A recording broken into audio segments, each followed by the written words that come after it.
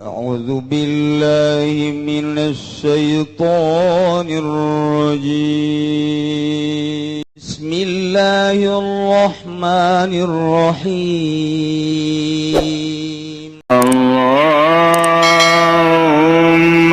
صل على سيدنا محمد وعلى آل سيدنا محمد. Diciptakan ku Gusti Allah Kangjeng Nabi mah afdalul makhlukot, komponenna berbeda. Ulah kakarak ning Kangjeng Nabi cacak para sahabat ke berbeda jeung urang. Ulah para sahabat anu brilian, para aulia Allah berbeda. Para aulia terlalu luhur, ulama solihin berbeda. Kebedaanana ketika sholatnya nama kuat sababaraha rakaat kurang mah padahal daharna leuwih gede tibatannya. Tapi kekuatan sholat jauh. Puasana gagah. Urang maka karak puasa datang ka zuhur bage geus teh okaler kitu. Anak geus teu katanya ku urang. Pamajikan geus sabodo-sabodo. Ayah puasa urang meleng-leng. Beda komponen. Beda. Ngaji urang mah saminggu sakali ge geus asa pangajina bae. Kitu ge berbeda jeung batur bau. Berangkat ngaji di imahna wuduk, datang ke dia wuduk di double cover. Wah, beda. Masya Allah. Wah, dedelean beda jeung ulama. Dedengian beda. Memang komponennya diciptakan ku Gusti Allah berbeda. Satu ketika wali Allah mah bisa kuat tedahar. Mungkin sapeting, mungkin 2 peting, mungkin saminggu bisa kuat. Tedahar teginu. Lamun Syekh Maulana Hasanuddin titah tapa awalan 40 peting teu beudang dahar teu beudang nginum. Begitu ditanya setelah 40 peting ku Syekh Syarif Hidayatul kumaha rasana? Can sabaraha bah? Coba urang titah 40 peting. Engke ku abah dek ditanya geus beres 40 petingna. Ke abah engke datang ka dinya ka patapaannya. Ayo kuatkeun ku sia. Datang ka dia tinggal tulang taleng. Tinggal tulang taleng. Hulu di mana? Suku di mana? Bea. Teu kudu 40 poe tah mah saminggu ge geus ajur tah mah geus. Tuh beda komponenna. Ulah haju nitah tapa-tapa ka murid. Tapas ya di mana? Tuh di Leuweung Gede. Paes ya. Bisa tuh dileheula komponen geus kuat apa encan. Beda. Lamun Mama Bakri baheula ngaji bulanan teh berangkat pada Isya lamun teu ditoel subuh ge ngaji bae. Urang mah kakarak 2 jam ge. Waduh kiai zolim. Geus disebutkeun kiai zolim. Kencang teuing cenah eta ngaji, lekebal teuing. Geus zolim kaki, teu beres murid, teu beres dah. Masya Allah kari. Poho jangan teh ku lazat-lazatna ibadah. Ngaji sebab teu boga rasa, ngaji teh ngahareupan makhluk, ngahareupan jelema. Terasa keur ngobrol jeung musonif jeung muallim. Indah ngobrol jeung wali. Kan ngobrol jeung wali mah geurah. Urang kuari lamun ngobrol jeung lain wali penuh kecurigaan. Aya polisi ngobrol, curiga. Aing dirantai asana ku polisi. Urang ngobrol jeung abri curiga, digranat bisa aing. Nu sugih ketika ngobrol jeung kiai, curiga, asana kebal-kebal dipenta aing. Awewe ngobrol jeung hiji lalaki, kebal-kebal, wasa asana, waduh cintaku dicuri. Beda, urang mah penuh kecurigaan. Penuh kecurigaan orang, tapi ngobrol jeung wali moal sebab naon ka dunia geus teu hayangeun moal mentanya nama. Ketika aya sesuatu apakah orang bakal dipenta tulung moalnya nama geus langsung ka Gusti Allah, la khaufun alaihim wa la hum yahzanun. Ketika lapar sugannya nama bakal minta dahar moal malah lumilu minta dahar kanyana. Sebab udah geus teu butuh.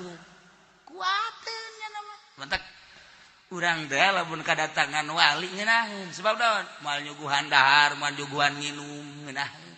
Coba kadatangan si eta. Puyang, endog beak, kotok beak. Boro-boro anu geus di meja, anu hirup di bawah bae. Nah itu mah garong beneran. Puyang orang.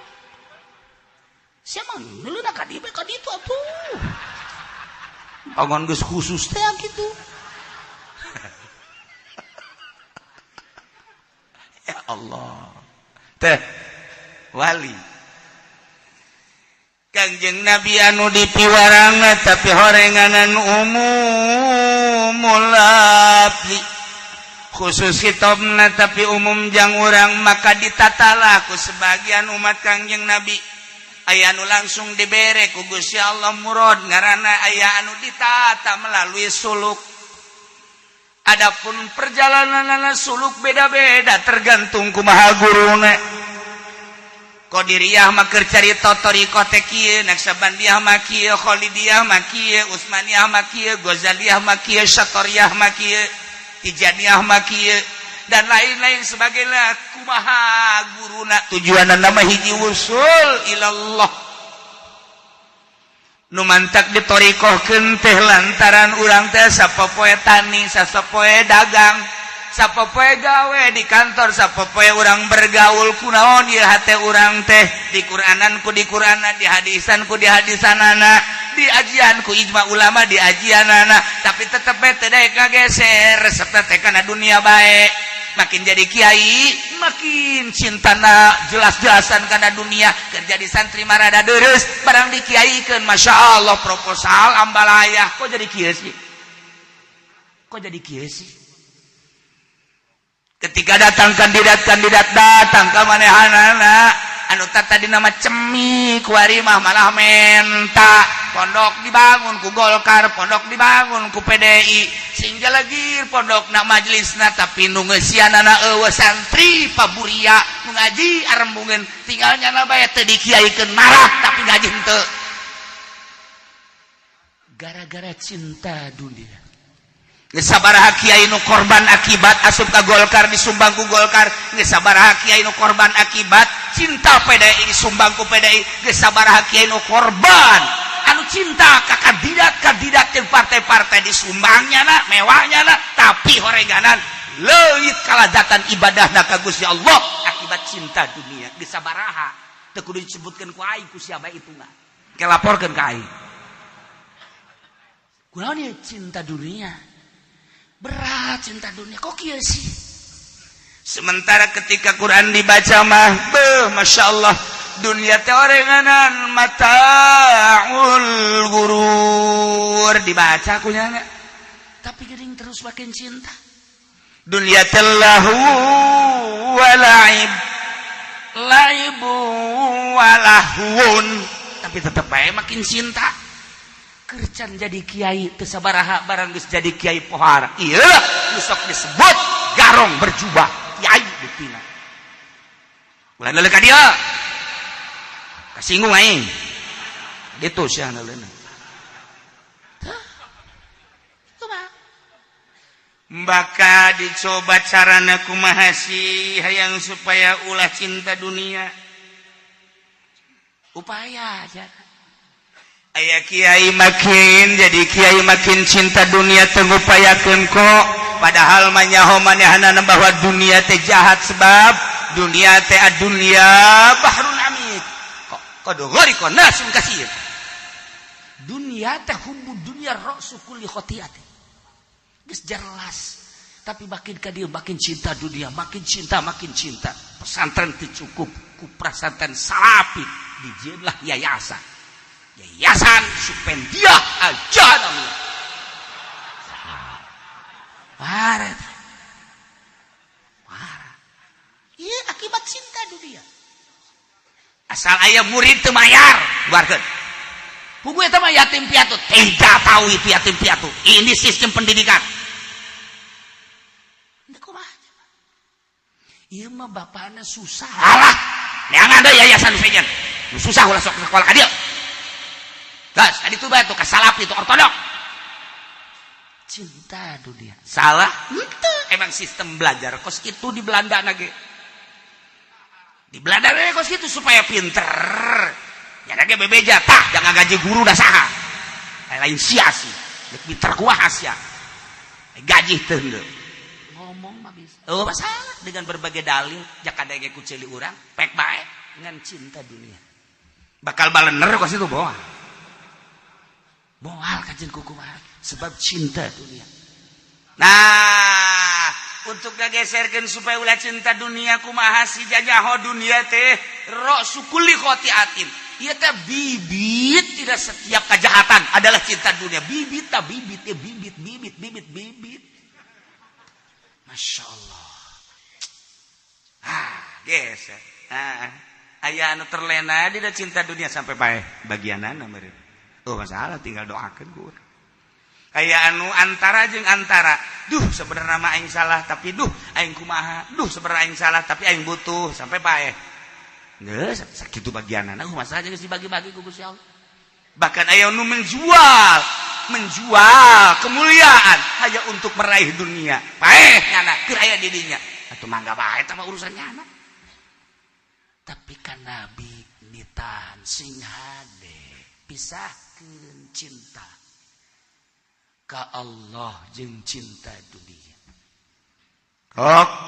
Mulai aya kiai anu berpikir aing teh bakal paeh sedengkeun di pundak aing teh ieu adalah amanah mun aing paeh ke ditanya ku Gusti Allah aing nitipkeun ilmu ka sia teh dipake naon ngaranna dah teh ieu karim kumaha ke akhirat mulai carana ieu supaya ulah cinta dunia kumaha carana geus nyaho bahwa dunia teh nini anu dipoles geus nyaho bahwa dunia teh bangkai geus nyaho bahwa dunia teh rasukuli khotiatin geus nyaho bahwa dunia teh mataul gurur dengan berbagai kisah jeung dalil teh geus nyaho nah kuari carana kumaha ieu menta cara cat neangan cing coba ka ieu karasakan ku hatena geng lamun geus dibere bagian aya tek ieu nyanana boga bagian ti Gusti Allah dengan upaya-upayanya na ingin meninggalkan dunia mulai nyana asup ka imah thariqah bere ku guruna sok gitu nu kuduna mah zikir teh lalaunan lantaran kula launan mah osok teu khusyuk suaraan la ilaha illallah la ilaha illallah di suaraan ge masih kene luak lieu kene bae lantaran ieu mah tahap belajar sing tarik la ilaha illallah illallah illallah nyana kaget-kaget ku illallah na tak belajar kan geus bisa emang gandeng atuh henteu tahap belajar kan nyana ge ceng jeung budak ngelehkeun suara-suara laut illallah illallah nyana muringkak bulu ge teu puguh huringkakna nyana mah sebab ieu mah kadegena kageter kana hate bae gandeng jadi illallah tah diberian mulai nyana leuleus rahasia Allah ayalah ngerenyet Allah nu merena jahe guari mulai zikir teh rada laun ngeunaheun la ilaha illallah la ilaha illallah ngeunaheun geus ngeunaheun jasa teh kudu aya sorangan teh kudu aya sorangan urang bobogohan jeung awe mimiti mah ngomong rada jauh ka belah dieuna haharewasa ka dieuna mah tanpa suara tapi ngaragap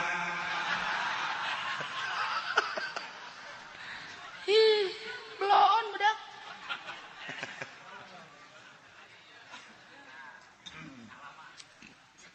maksudnya zikir ge tanpa suara tapi terus lempang perasaan-perasaan teh Masya Allah nikmat anu luar biasa dengan zikir ke Allah teh horengan nikmat maka jarak waktu mungkin 1 tahun, mungkin 2 tahun, mungkin 3 tahun, mungkin 10 tahun, terserah kecerdasan eta jelema. Jeung kumaha diberena ku Gusti Allah urang mangalaksanakeun sesuai jeung guru ti guruna. Ila rahasia wal rabbaka fi nafsika tadarruan wa khifah wa dunal jahri minal qawli bil ghudwi wal asal.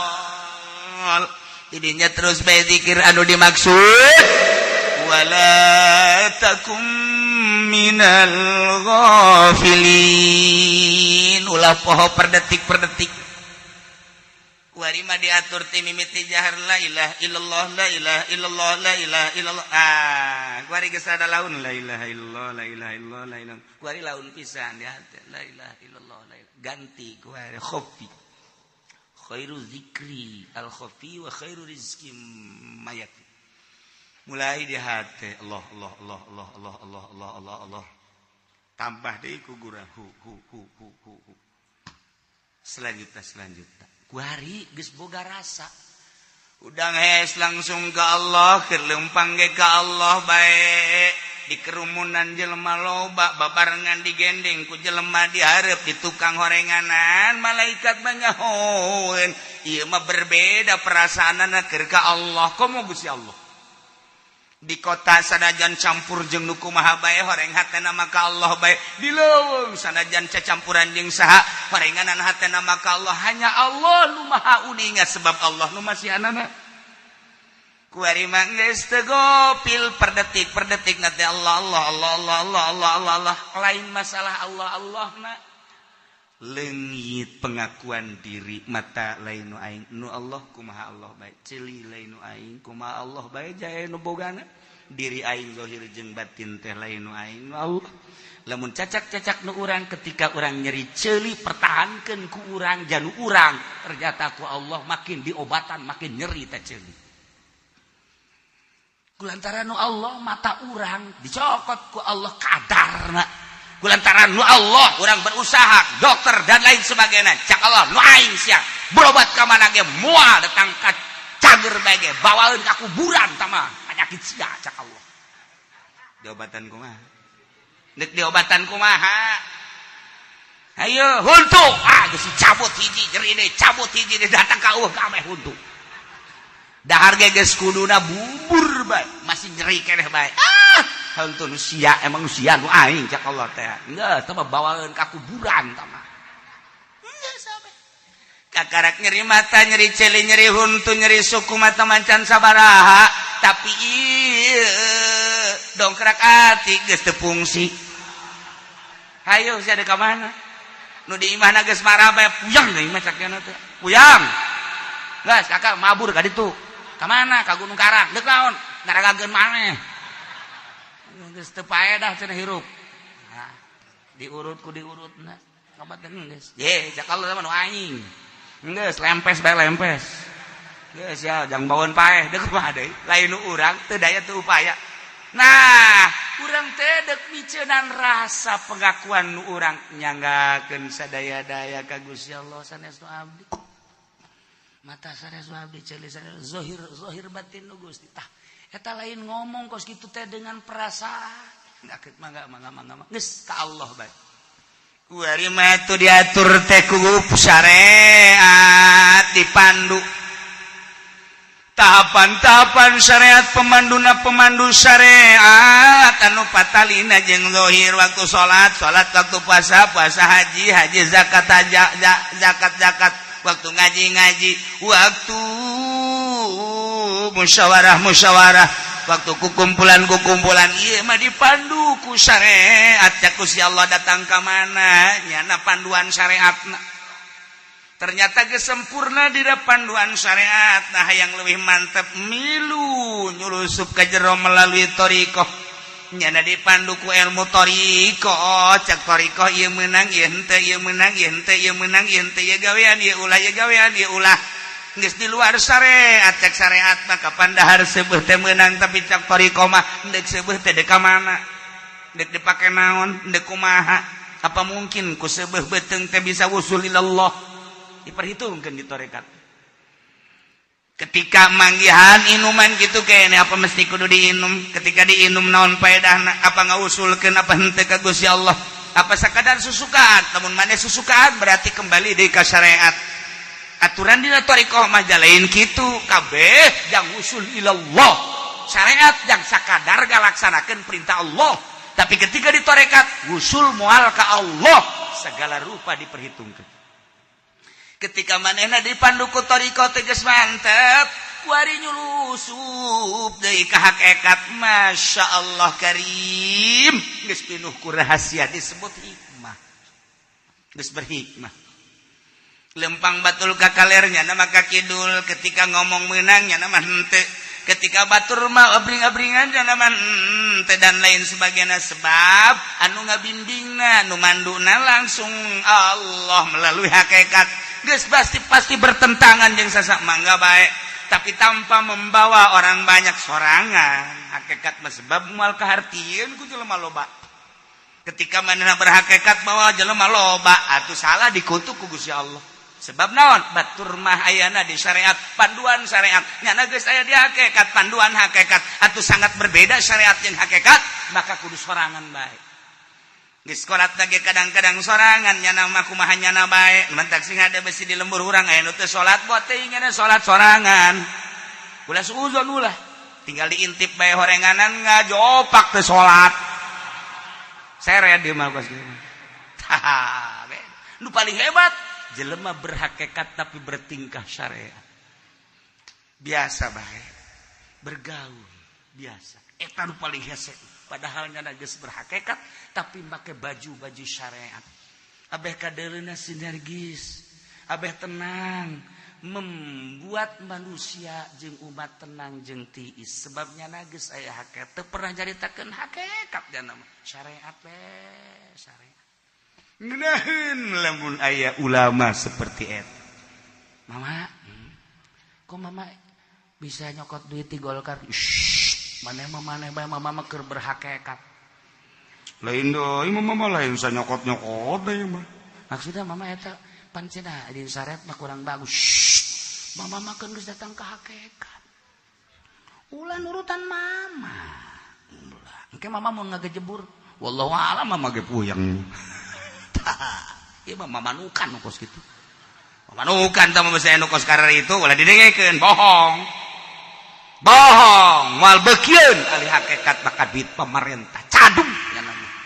Sakali deui ahli hakikat moal beukieun ka duit pamarentah cadung nyanana. Kadenge ku jeung sia. Sia masuk gitu. Kumaha cenah aya ka ieu na aya ka duit mah pan teu beuki ka apelna. Goblok sia. Ka duit mah emang teu beuki aya ka apelna. Aya ka jerukna. Sia mah kudu seret ka subur parem meureun jadi cor cenah. Sebab daun Syekh Sikti ketika dibere duit ku gubernur saat eta dicekal gurucut jadi nana. Syekh Abdul Qadir ketika dibere apel cekal jadi getih. Ibrahim sarua ketika dibere ku gubernur dicekal set jadi bilatu. Dicekal apel ku Haji Pendi amis. Sabangsa amis rasa bilatu rasa anyir malah mementa deui ka ditu. Ya Allah ya jauh Allah. Carita-carita jelema nu zikir mah geus sudang sare kiceupna sagala rupa dengena langkah-langkahna selalu ka Allah. Ieulah jelema anu geus berhakikat usul ilallah. Derajat manusia tadi ditinggali tina kawauhna dirina jeung Gusti Allah. Datang ka mana marifat di dina lah makomnyana. Datang ka mana nyana teh nyahona ka Allah di dinya lah makomnyana. Urang mah kakarak datang ka syariat, syariat lage puluya pelaya makom urang di dinya lain makom disebut datang makos kitu mah. Ngan kakarak datang ka dinya geus. Geus. Can boga makom. Lamun hayang nyao diri sorangan bae ulah ka batur datang ka mana aing bencina terhadap dunia. Datang ka mana kalazatan aing ibadah ka Gusti Allah. Datang ka mana sih aing geus pegatan jeung dunia na teu kudu ka batur diri sorangan bae ulah ukur. didinyalah makom urang sebener-benerna. Ketika di syariat paduan syariatna geus pas apa entet. Ketika di tarekat paduan tarekatna pas apa encat. Ketika di hakikat geus lain urusan tambah dirina jeung Gusti Allah. Kitulah wazkur rabbaka. Tinggal ke urang diperhatikeun digunakeun aing begitu hudang geus lain ka Allah. Begitu hudang langsung tek.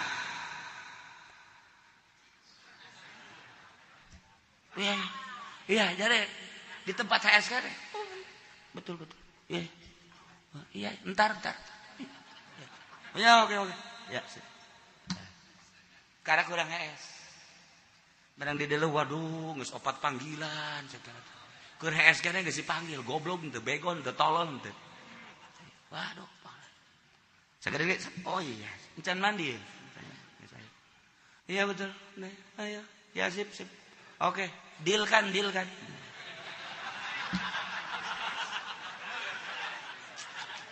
Kakarak turun di tempat sare dekat cai guys. Ya.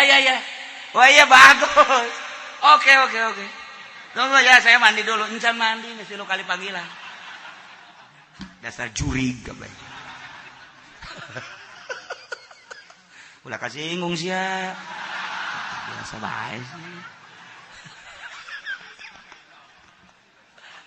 Ahli Allah teu pernah boga HP. Teu pernah boga TV, teu pernah pepegatan kana mah jeung bos kitu geus udang hes geus masyaallah alhamdulillahilladzi ahyana ba'da ma amatana wa ilaihi nusyur. Terus alhamdulillah Gusti dihudangkeun tina sare teh kembang maot masih keneh dibere umur ku Gusti. Kuatkeun abdi jeung ibadah ka Gusti mulai udang jam 3 kacai geus menta ka Allah menta dipanguat mandi jeung salat Allahu akbar Allah Gusti abdi bisana sakieu salat nu nitahna Gusti nu ngagerakeun Gusti nu rek narimana ge Gusti nyangakeun sadaya-daya abdi mah bisana ngan sakieu mulai berangkat ka masjid salat subuh Allahu akbar beres salat subuh langsung nyanggakeun sadaya-daya ka Gusti abdi dititah ku Gusti digerakeun ku Gusti abdi basa kadar hayang ridho Gusti bagus jeung goreng nama kumaha Gusti bae nu nganileh nyanggakeun sadaya-daya sakieu ka bisa abdi berangkat ka imah langsung maca Quran auzubillahi minasyaitonir rajim Bismillahirrahmanirrahim cak majikanna ka ieu kopi tutupan bae heulanan aya jin kege jin nanyana horeng udah wacan ge naon kopi mun aya susu itu goreng can kacai-cai aja masyaallah pamajikanna ge ngarejag-rejag ho salaki jadi kieu cenah ieu was salaki awas aing keluar teh geus kudu gembrak deui parah cak majikan dia ka haji jadi kieu barang ngaji ka Cilongok kieu nya. Atuh kudu da lain gitu. Kak ngedo kopi lah teu kudu ke nyedu sorangan bae ka jauh boga suku masyaallah cak majikan. Loba amat perubahanna ka barang teu boga duit ku ari. Sial jasa. Mawas diri burungnya na. Ya Allah ya Karim. Nah, beda jauh ahli dunia beda jeung ahli Allah. Gerakan-gerakan adalah sebab nu dibendak hati jeung di otakna. Ahli dunia selalu dunia. Memeh sare geus di HP urusan dunia. Ketika sare berpikiran ana dunia. Ketika ahli Allah hudang sare keur sare nage emang ka Allah, hudang sare nage ka Allah. Dumatak naumul alim khairun. Sarena alim ilallah ma'rifatullah lebih bagus tibatan ibadah 1000 rakaat jelema tukang ibadah tanpa ilmu hees tabae nya nama jadi hees tabae ge hees tabae jadi ibadah hees tabae ge leuwih bagus tibatan 1000 rakaat ku batu batak waliman lobana hees bae waliman hees ge leuwih bagus itu tama Kangjeng Nabi naumul alim khairun Jadi kok aja nyarita dari kanjeng Nabi nanti Allah. Sebab lawan memeh esa guys, Allah. Ketika sare sak pernapas sarua jeung sarakaat, pernapas sarakaat sabaraha jamnya nah esa sabaraha napas etara jadi rakaat. Mantek nyana mah makin kebal esna.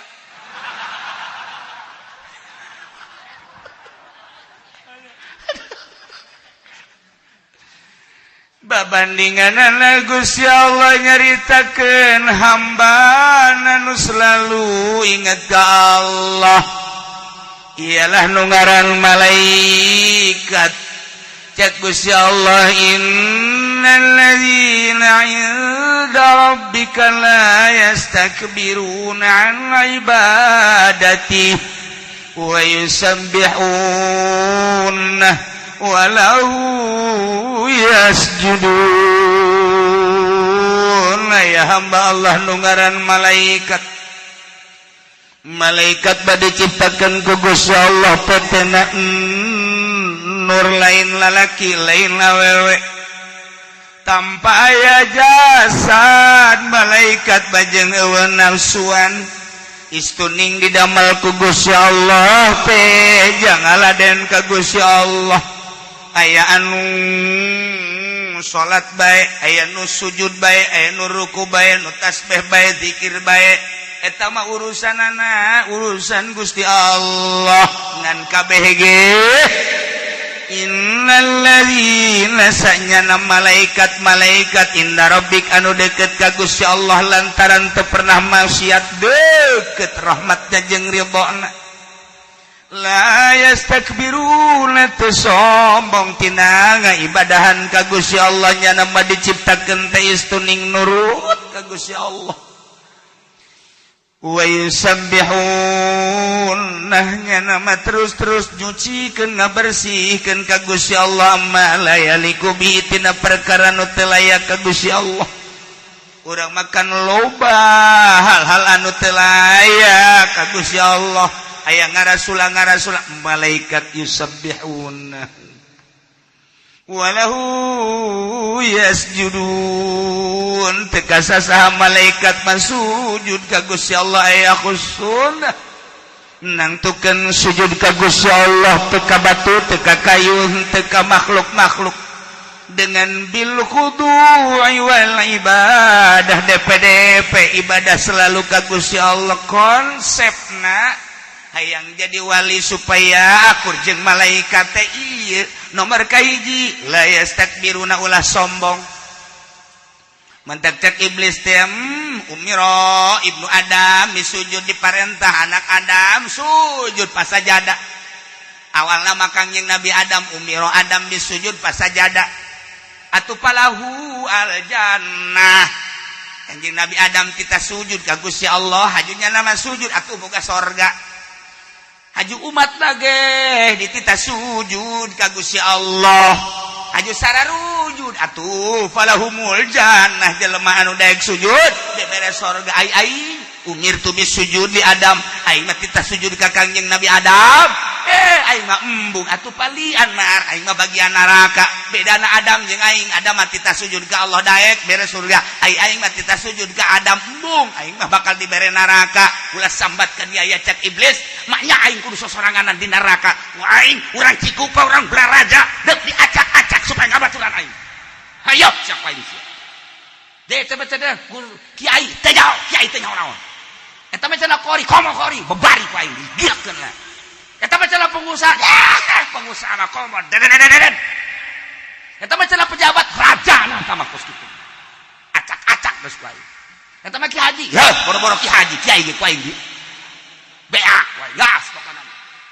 Atuh tungtung nama di Blaraja lain nurut ka Allah, nurut ka iblis. Di Cikupan nurutna lain ka Allah, nurut ka iblis. Di Sepatan, di pondok kabeh nurutna ka iblis. Iwal teh di Cilongok, masya Allah, istimewa. Ya Allah ya Rabbi. Nah, nu mantak kurang singa dewe singa geser jero hate urang konsep lah yang jadi malaikat ieu. Nomor kahiji la yastakbiruna ulah sombong. Selama aya kasombongan di diri urang Boh aing mah pan sugih moal jadi wali. Boh pan aing mah gagah moal jadi wali. Boh pan aing mah pinter moal jadi wali. Boh pan aing mah kasep moal jadi wali. Boh aing mah pan boh aing mah pan boh aing mah boh lag-lag ku sia boh. Moal jadi wali. Kudu tawadu. Sugih tawadu dina sugih. Pinter tawadu dina pinterna. Gagah tawadu dina gagahna. Urang jadi pejabat tawadu dina jabat. Urang jadi kiai tawadu dina kakiaian. Urang jadi pedagang tawadu dina dagang. Deres tama ilmuan, hartaan, gagah. Ieu mah harta eueuh, ilmu eueuh, gagah eueuh, tapi tulak cangkeng diceuli goblok. Aya kuari ge jelemana. Siapa asal kos kitu we ka dieu heran aing mah. Ih, pajarna mah nyana bae. Aduh, tidak sebutkan ngaranna. La yastakbiru. Nomor 1. Nomor kedua. Lamun urang geus teu takabur wa yusabbihun. Sucikeun Gusti Allah malayaliku bersihkeun lain sakadar subhanallah subhanallah subhanallah subhanallah. Tapi bersihkeun sebab kabeh kaluar moal aya nu kaluar tina kudrat iradat Allah. Ulah sok cuaca nu mantak nomor kahiji dina latifatul qalbi nafsul lawamah adalah lauk. Ulah cuaca selama urang nyuat nyawat berarti urang teu ngabersihkeun ka Gusti Allah. Urang nyawat idih teh budak kasep namangan pendek moal jadi wali. Beuh budak geulis damangan masyaallah kunaon pendek moal jadi wali. Eta budak jangkung nama semampaengan seetik mah kunaon hideung moal jadi wali. Moal jadi wali. Sebab aya cuat-cawat ka Gusti Allah bersihkeun sebab eta dadamelan Allah. Urang ningeuleu orai ya Allah kawasa amat Gusti nyeun orai. Urang ningali kalabang masyaallah dadamelan Allah nagara mana nu bisa nyeun kalabang. Urang kapanggih jeung kungkang ya Allah kungkang ku hebat amat potonganana jeung mawa babauan maha kawasa Allah. Da kumaha coba ieu kabeh genang Allah saha nu nyeun kungkang. Wal aya kicak-kicak ya Allah ya Rabbi ya Gusti Allah maha kawasa nyeun kicak-kicak segala rupa. Aya sireum teu pe asup ka ceuli kawasa Allah ngasupkeun ieu sireum ka ceuli abdi. Aja da kumaha coba. Urang mah goblok sireum tolol sireum. Lamun geus kitu garak yusabbihuna. Lamun urang geus katakaburan kemudian nyucikeun ngabersihkeun ka Gusti Allah malayaliku kemudian walahu yasjudun sujud ka Gusti Allah. Sujud teh lain sasujud-sujudna tetapi mah sujudna teh bil khudu'i wal ibadah aya jelema nu sujud tapi ieu mah sujudna teh ngan sakadar cari muka. Aya anu sujud DP-DP tapi ieu mah keur mancing horenganan hayang dunia. Aya jelema anu sujud ka Gusti Allah beuh salat hajat tage pohara jasa. Barang menta horenganan di hawa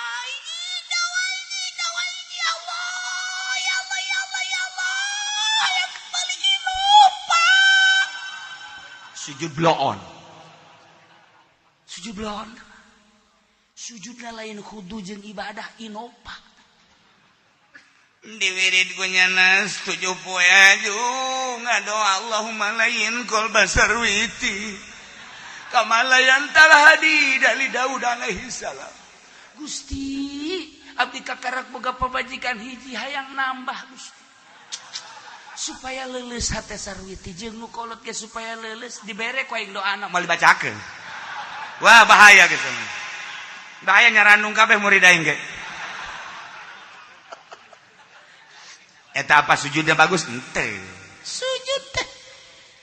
Maneh kunaon sujud? Masyaallah layak Gusti disujudan ku abdi sebab Gusti Maha Pencipta abdi makhluk. Nah Gusti Khaliq. Hayang ganjaran teu hayang.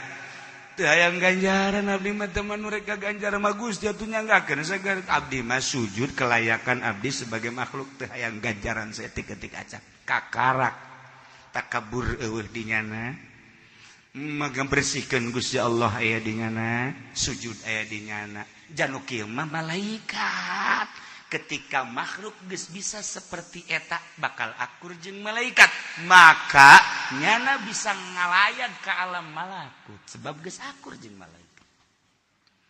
Dicontohan ku Kangjeng Nabi teh subhanalladzi asra bi 'abdihi lailan minal masjidil haram ilal masjidil aqsa alladzi barakna haulahu linuriyahu min ayatina innahu huwas samiul basir. Maha suci Gusti Allah anu geus kaberangkatkeun hamba-Na yana Kangjeng Nabi. Bahasa abdi berarti jelema, ai jelema mah berarti jasad jeung rohna. Diberangkatkeun minal masjidil haram ilal masjidil aqsa. Jibril bawakeun burak. Burak aya di dinya, ceklah Kangjeng Nabi set ka Masjidil Aqsa ti Masjidil Haram sakicep. Di Masjidil Haram naik ka Sidratil Muntaha sakicep. Mukalamah jeung Gusti Allah, bari malaikat Jibril mah teu bisa nganter. Turun deui sak, masyaallah karim. Kok bisa kos kitu? Lantaran geus senyawa jeung malaikat. La yastakbiruna an ibadati wa yusabbihuna wa lahu yasjud. Kuari dipraktekeun ku para hamba-hamba Allah mulai ti Sidina Abu Bakar Siddiq, Sidina Umar, Sidina Utsman, Sidina Ali. Sidina Abu Bakar kitu kene, Sidina Umar dongeng geus panjang tama khulafaur rasyidin kabelah dieuna. Syekh Abdul Qadir Al-Jailani masyaallah bisa ngalanglang buana ka alam malakut. Abu Hasan Asyadzili bisa ke alam malakut. Uwais Kurni ketika Kangjeng Nabi Isra bas berat ngaros ka malaikat Jibril, man huwa ya Jibril, huwa min ummatik. Eta teh umat anjeun. Saha? Uwais Al-Qurni. Nuju naon di dinya? Nuju istirahat. Ya karim, istirahat di bawah aras. Teu kira-kira kapan? Kipudoli istirahat di Cikupa. Ya nama Cikupan anu aya teh anu ngagebegan jagong teh naon garang-garang? Naon garang-garangna? Nu sok ngagebegan jagong teh naon di Cikupa? Naon? Atuh eta sia. Sia sok ka dieu jadi aho. Aing mah teh nyaho acan. Lah curug ge sok pura-pura atuh wayah pura-pura mah pura-pura bae atuh. Ya karim, masyaallah, ya ada anak penaras. Hamba-hamba Allah anu geus bisa la yastakbiruna an ibadati wa yusabbihunahu wa lahu yasjudun. Eta maluhur teuing belah ditu kuari manu belah dieu bae. Eta Syekh Abdul Karim bisa hibar ti Mekah ka dieu. Neuk kalayan Syekh Asnawi. Eta Syekh Asnawi na ge bisa hibar ka Lampung. Eta tangkal kayu gede anu kulimaan ge kapan teu katangkep. Kapan eta teh diragaji make ieu ku Syekh Asnawi teh waktu deuk ngabangun Masjid Banten. Blok geus turun ngagublag. Ieu teh kan ulu bisa mawa di Lampung teh. Akhirna kita pareurem kabeh peuting ulah anu nyaho ku Syekh Asnawi ngan sakadar kita doang kayu sia teh dituar aju deuk dipake ngabangun Masjid Sultan Banten wayahna sia berangkat ka ditu ka Merak lempang sorangan kayu. Masya Allah karim. Lamun urang bisa kos kitu misalnya aja pendek bisnis kayu di Kalimantan ka dieu waduh geus teu moke toronton deui oh polisi oh naon daratang ka dieu gebrug we nimpah imahna.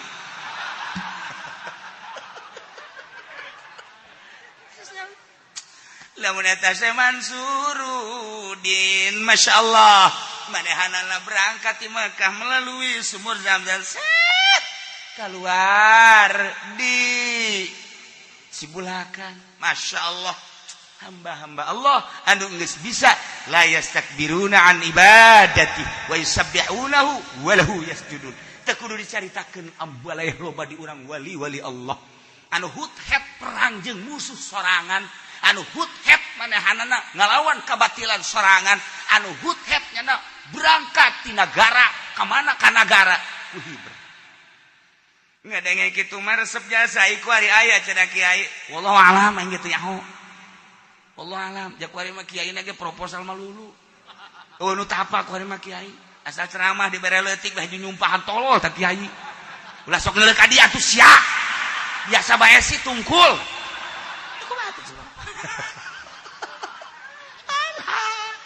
Sugan urang ngadenge atuh di Pandeglang, sugan ngadenge di Serang, sugan ngadenge di Tangerang.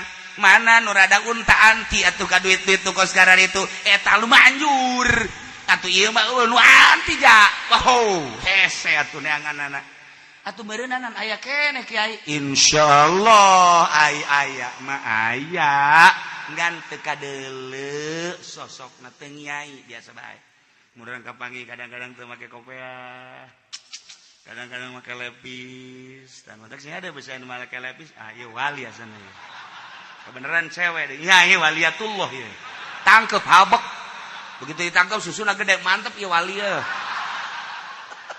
siapa juri lain wali